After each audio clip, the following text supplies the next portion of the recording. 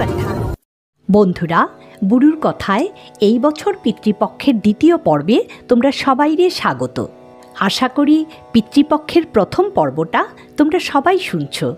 হিন্দু শাস্ত্র মতে একটা শিশু পৃথিবীতে জন্মানোর সময় 3টা ঋণ নিয়ে জন্মায়। তাইলে ওই ব্যক্তি তার জীবদ্দশায় কিভাবে ওই 3 ঋণ শোধ করতে পারে? প্রতি বছর পিতৃপক্ষে পার্বণ শ্রাদ্ধ করা হয়, তা ওই শ্রাদ্ধের যথাযথ নিয়মগুলি কী? এই প্রশ্নগুলির উত্তর জানার আগে আমার চ্যানেলটারে তোমরা সাবস্ক্রাইব করে নাও। বন্ধুরা, এই পর্বের প্রথম প্রশ্ন হইল, পিতৃপক্ষ কেন পালন করা হয়? হিন্দু শাস্ত্রে বাসু, রুদ্র এবং আদিত্যরে শ্রাদ্ধের দেবতা মানা হয়। পিতৃপক্ষে প্রতিটা ব্যক্তির মৃত 3 পুরুষ মানে পিতা, পিতামহ এবং প্রপিতামহরে যথাক্রমে বাসু, রুদ্র এবং আদিত্য বইলা মনে করা হয়।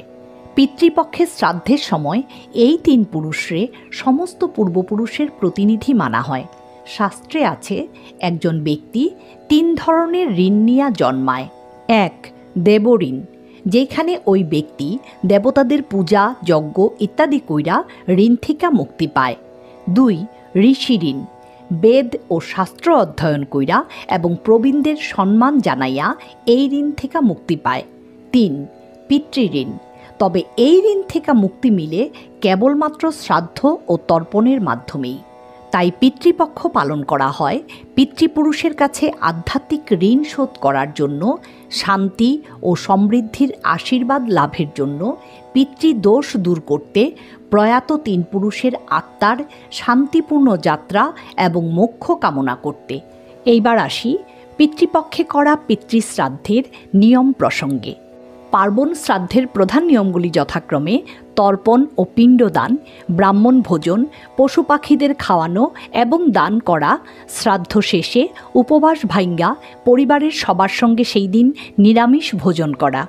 শাস্ত্রমতে পিতৃপক্ষের সময়ে পূর্বপুরুষেরা পিতৃলোক থেকে মর্তলোকে নিজের পরিবারের কাছে নাইমা আসেন। এদের তুষ্ট করার জন্যই তর্পণ, পিণ্ডদান, শ্রাদ্ধকর্ম করা হয়। মৃত ব্যক্তির পুত্র বা পিতৃকুলের যে কোনো পুরুষ আত্মীয়ই এই শ্রাদ্ধানুষ্ঠানের অধিকারী। মাতার কুলে পুরুষ সদস্য না থাকলে দৌহিত্র মাতামহের শ্রাদ্ধ করতে পারেন। ভোরবেলা স্নান কইরা খালি গায়ে শুধুমাত্র ধুতি পইরা শ্রাদ্ধের কাজে বসা নিয়ম। কারণ শ্রাদ্ধ চলাকালীন যজ্ঞোপবীতের অবস্থান বারবার পরিবর্তন করতে লাগে। পিতৃপক্ষে যেই তিথিতে শ্রাদ্ধকর্ম করবা সেই তিথিতে সবার আগে তর্পণ করা নিয়ম। কালো তিল, যব ও জল দিয়া পিতৃপুরুষে অর্ঘ্য দিতে হয়। পিতৃতর্পণের মাধ্যমে পিতৃদোষ থেকে মুক্তি মিলে বইলা ধর্মীয় বিশ্বাস। পুরোহিতের সাহায্যে এই ক্রিয়া করা হয়। শ্রাদ্ধে বসার আগে কুশাঙ্গুরীয় মানে কুশ ঘাসের আংটি ধারণ করা নিয়ম। কারণ কুশাঙ্গুরীয় দিয়া পূর্বপুরুষদের ডাকতে হয়। উল্লেখ্য, পিতৃপক্ষ শুরুর আগে কৌশিকী অমাবস্যার দিন কুশ গ্রহণ করা হয়। শ্রাদ্ধে সিদ্ধ অন্নরে তিল, ঘি ও মধু দিয়া মাখাইয়া পিণ্ডের আকারে পূর্বপুরুষদের উৎসর্গ করা হয়। এরে পিণ্ডদান কয়। পিণ্ডদান একটা আধ্যাত্মিক ও ধর্মীয় আচার, যা প্রয়াত আত্মারে শান্তি ও মুক্তি দিতে এবং পূর্বপুরুষদের প্রতি শ্রদ্ধা জানাইতে পালন করা হয়।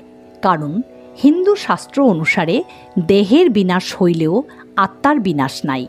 পিতৃপুরুষে পিণ্ডদানের পর একটা পাত্রে কইরা সমস্ত পিণ্ডগুলি জলে ভাসাইতে লাগে। শ্রাদ্ধের দিন নারায়ণ পূজা এবং যমের পূজা করা নিয়ম। তারপর পিতৃপুরুষের পছন্দের খাবার কলাপাতায় কইরা খোলা জায়গায় দেওয়া হয়। কাকাইয়া খাইলে মনে করা হয় পিতৃপুরুষরা তা গ্রহণ করছেন। এরপরে ব্রাহ্মণ ভোজন ও দরিদ্ররে দান করার রীতি। পিতৃপক্ষে গয়া, হরিদ্বার, বারাণসী এবং প্রয়াগরাজে এই আচারটা বিশেষভাবে করা হয়। কারণ এই স্থানগুলিরে পরলোকগত আত্মার শান্তির জন্য পবিত্র মনে করা হয়। এইভাবেই পিতৃপক্ষে পূর্বপুরুষের শ্রাদ্ধ কইরা তারার আশীর্বাদ লাভ করা হয়। বন্ধুরা, এই বছর বুড়ুর কথায় পিতৃপক্ষের দ্বিতীয় পর্ব এইখানেই শেষ করতাছি। বুড়ুর কথার পরবর্তী পর্বে থাকব পিতৃপক্ষে পিতৃপুরুষের উদ্দেশ্যে পঞ্চবলী ভোগ উৎসর্গের তাৎপর্য কী, পঞ্চবলী আসলে কী, এই পঞ্চবলীর সঙ্গে পঞ্চতত্ত্বের কী সম্পর্ক।